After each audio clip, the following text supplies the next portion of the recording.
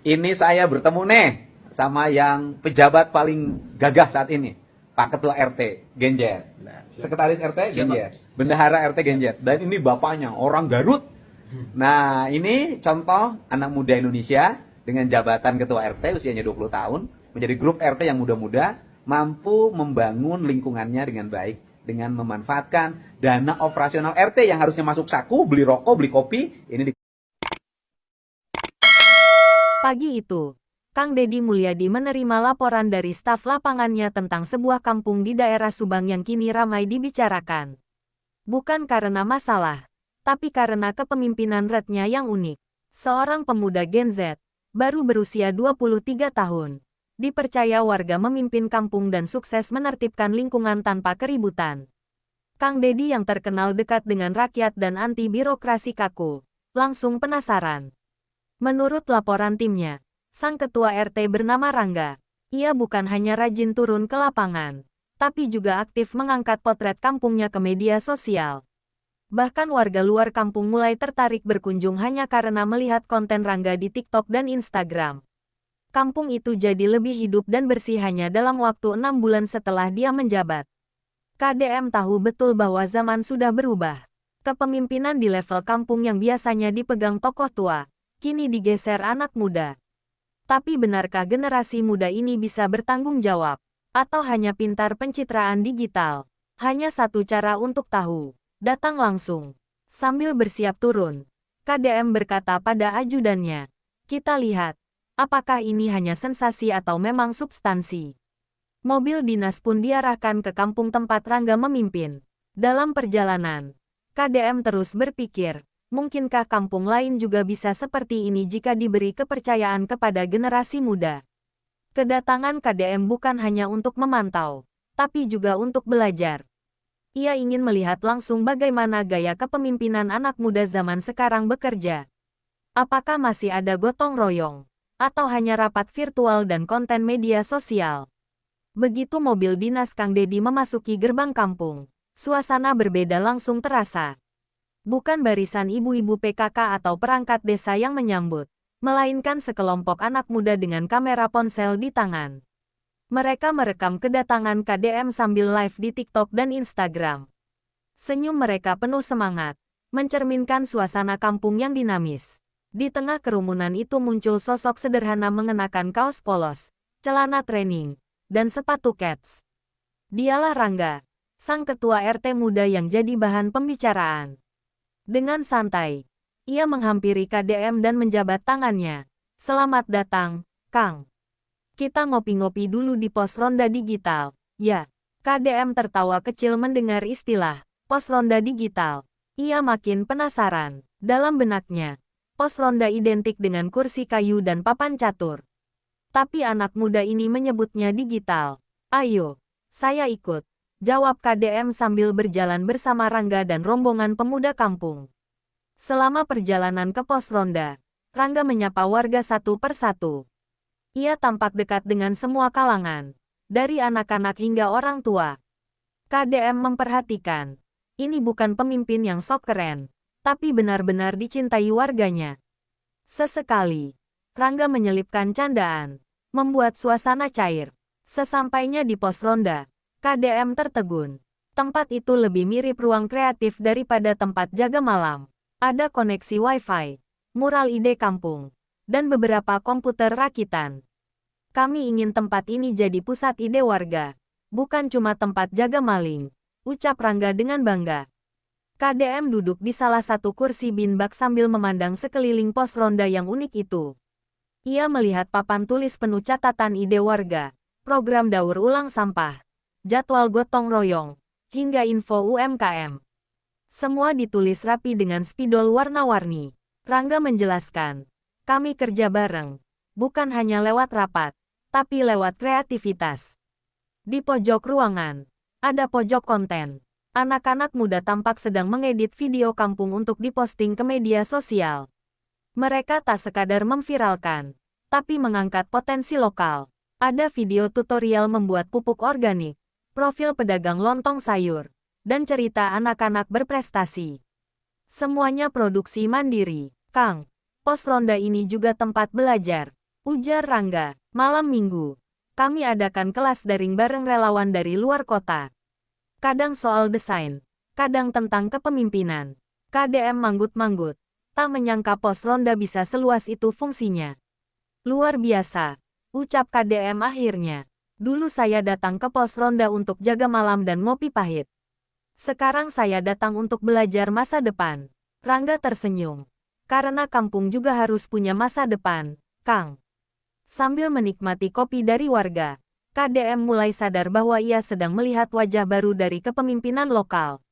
Anak-anak muda bukan hanya bisa main gadget, tapi juga bisa mengubah kampung dengan caranya sendiri, tanpa meninggalkan semangat gotong royong. Setelah obrolan santai, Rangga mengajak KDM melihat layar monitor yang menampilkan peta digital kampung. Di layar itu terlihat titik-titik berwarna menandai berbagai persoalan, saluran mampet, lampu jalan mati, warga sakit, hingga rumah tak layak huni. Semuanya dicatat secara digital. Kami himpun data ini dari warga lewat Google Form dan grup WhatsApp RT, ujar Rangga. Warga tinggal lapor. Kami verifikasi. Lalu tindak lanjut.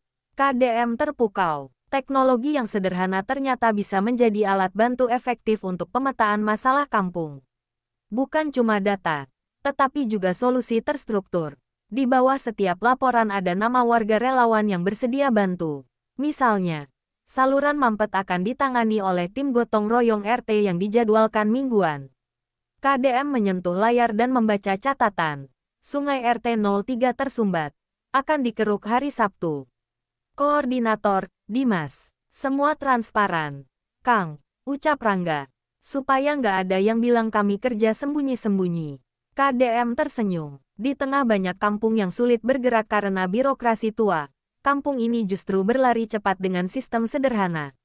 KDM berpikir, mungkin inilah cara baru yang selama ini ia cari. Bukan revolusi besar-besaran, tapi perubahan dari dasar. Jika semua RT bekerja seperti ini, provinsi akan bergerak dengan sendirinya. Tak perlu perintah dari atas, cukup kepercayaan dari bawah. Di aula kecil kampung, warga berkumpul karena tahu Kang Dedi akan berdialog. Suasana hangat dan akrab. KDM berdiri di depan, lalu memanggil Rangga ke sisi panggung. Rangga, saya ingin tanya langsung. Kenapa kamu, anak muda, mau jadi RT? Biasanya anak muda lari dari tanggung jawab. Rangga tersenyum, lalu menjawab tenang. Karena saya lelah lihat kampung saya stagnan, Kang. Banyak warga muda ingin berubah, tapi tak diberi ruang. Jadi saya coba ambil ruang itu. Kalau saya gagal, saya belajar. Tapi kalau berhasil, kampung ini dapat harapan. Warga bertepuk tangan. Beberapa orang tua tampak terharu. Rangga menambahkan, kami anak muda bukan cuma bisa main gadget. Kami bisa kerja juga, asal diberi kepercayaan dan didampingi. Bukan direndahkan. Kata-katanya mengalir seperti air, tapi mengandung kekuatan besar. KDM menjawab, saya kagum. Kamu bukan hanya memimpin, tapi menyadarkan kita semua bahwa perubahan itu butuh keberanian. Rangga merunduk hormat. Ia tak membusungkan dada. Ia tahu, tugasnya masih panjang. Dialog itu membuka mata banyak warga. Kepemimpinan bukan soal usia, tapi soal tanggung jawab. Dan hari itu, kampung itu menjadi saksi lahirnya generasi pemimpin baru. Bukan karena warisan, tapi karena keberanian untuk mencoba. Saat suasana semakin hangat, seorang bapak tua mengangkat tangan. Namanya Pak Warjo, pensiunan ketua RT yang pernah menjabat lebih dari 2 dekade. Dengan suara lantang, ia berkata, Rangga ini memang pintar, tapi kadang terlalu banyak gaya. RT kok malah sibuk di TikTok. Beberapa warga tertawa kecil. Suasana sempat tegang. Rangga menjawab dengan tenang, saya hormati Bapak, dan saya banyak belajar dari kepemimpinan Bapak dulu. Tapi zaman sudah berubah. Dulu informasi disampaikan lewat pengeras suara. Sekarang lewat konten video. Intinya tetap sama. Memberitahu warga. Ia tidak defensif. Hanya menjelaskan dengan sopan. KDM ikut menengahi. Beda cara. Bukan berarti salah. Yang penting hasilnya dirasakan warga. Lihat sekarang. Kampung ini bersih, kompak, dan warganya aktif. Itu sudah pencapaian luar biasa. Pak Warjo mengangguk pelan. Ia mulai memahami bahwa cara baru bukan ancaman, tapi evolusi. Seorang ibu menambahkan, Pak Warjo, anak saya jadi rajin ikut gotong royong gara-gara ajakan Mas Rangga di Instagram. Jadi malu kalau nggak datang. Ucapan itu membuat suasana mencair. Ternyata metode digital bisa mendorong partisipasi tanpa paksaan. Diskusi itu menjadi titik balik penerimaan penuh Rangga oleh seluruh warga. Ia bukan hanya pemimpin muda, tapi jembatan antara masa lalu dan masa depan. Ia hormat pada yang tua, namun tetap setia pada idealismenya sendiri. Setelah diskusi selesai, KDM meminta izin untuk berkeliling kampung bersama Rangga. Ia ingin melihat langsung, bukan hanya mendengar cerita. Kepemimpinan diuji bukan di atas panggung, tapi di jalanan, ujar KDM. Rangga menyambut ajakan itu dengan senyum lebar. Mereka berjalan kaki menyusuri gang sempit, menyapa warga, dan memeriksa beberapa titik masalah. Salah satunya adalah selokan di RT 02 yang tersumbat karena tumpukan sampah. Rangga langsung mencatat dan memberi aba-aba lewat grup WhatsApp warga. Besok pagi, tim gotong royong turun, ucapnya cepat. Di sebuah rumah reyot, Rangga mengetuk pintu dan menyapa sepasang lansia.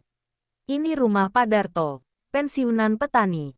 Kami sedang usahakan bantuan renovasi lewat program sedekah kampung, jelas Rangga. KDM masuk dan berbicara dengan Pak Darto yang tampak terharu. KDM mengangguk-angguk. Ia bisa merasakan kehadiran Rangga bukan hanya sebagai pemimpin formal, tapi juga sahabat bagi warganya. Kalau semua RT kerja kayak kamu, saya bisa tidur nyenyak sebagai gubernur, candanya. Rangga tertawa. Tapi kami kerja bukan buat bikin Bapak tidur nyenyak, tapi rakyat bahagia. Kunjungan lapangan itu menjadi bukti nyata bagi KDM bahwa semua yang diceritakan bukanlah pencitraan. Kampung ini benar-benar hidup, dan denyut utamanya adalah anak muda yang diberi ruang dan kepercayaan. Menjelang sore, KDM dan Rangga duduk di sebuah warung kecil di pinggir jalan. Hanya ditemani kopi hitam dan pisang goreng, keduanya terlibat obrolan mendalam. KDM memulai, Rangga, kamu tahu, banyak pejabat di atas yang takut pada anak muda. Karena kalian sulit ditebak. Rangga tersenyum. Mungkin karena kami lebih jujur, Kang. Kalau tidak suka, kami bilang. Kalau setuju, kami bantu. Kami bukan generasi basa-basi. KDM tertawa pelan. Ia mengakui, zaman kini menuntut pemimpin yang terbuka dan cepat tanggap. Mereka membahas filosofi kepemimpinan. Rangga bilang bahwa jadi RT bukan soal jabatan, tapi soal jadi teman. Warga bukan anak buah saya, Kang. Mereka partner. Kalau saya mau disegani, saya harus hadir di saat susah. KDM mendengarkan dengan seksama. Teringat masa mudanya dulu di Subang.